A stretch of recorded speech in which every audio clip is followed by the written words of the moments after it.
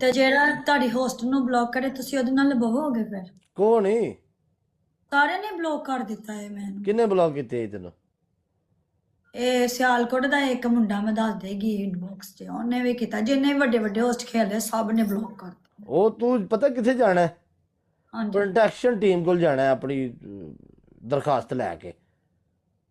ਕੋਈ ਨਹੀਂ, ਫੋਨ ਨਹੀਂ ਚੁੱਕਦੇ ਹੈ। ਫੋਨ ਤੇ ਗੱਲ ਤੇ ਕਰਨੀ ਨਹੀਂ ਨਾ, ਪ੍ਰੋਟੈਕਸ਼ਨ ਟੀਮ ਤੇ ਜਾਣਾ ਹੈ। ਜਿਹੜੇ ਵੀ ਮੇਰੇ ਐਡਿਟਰ ਬੈਠੇ ਹੋਣਦੇ ਨਾ ਲਾਈਵ ਆਨ ਕਰਕੇ, ਕਿੰਗ ਬੈਠਾ ਹੈ, ਹੁਕਮ ਹੋ ਰਹੀ, ਨਗਦੇ ਹੋ ਰਹੀ, ਜਾਂ ਕੋਈ ਵੀ ਦੂਸਰੇ ਇਧਰ ਵੀ ਜਿੰਨੇ ਵੀ ਪਲੇਅਰ ਆਪਣੇ ਮੇਰੇ ਬੰਦੇ ਜਿੰਨੇ ਲਾਈਵ ਆਨ ਕਰਦੇ ਨੇ ਨਾ, ਉਹਨਾਂ ਦੀ ਲਾਈਵ ਤੇ ਜਾਣਾ ਤੇ ਉਹਨਾਂ ਨੂੰ ਦੱਸਣਾ ਵੀ ਕਿਹੜੇ ਕਿਹੜੇ ਬੰਦੇ ਤੁਹਾਨੂੰ ਬਲੌਕ ਕੀਤੇ ਹੈ।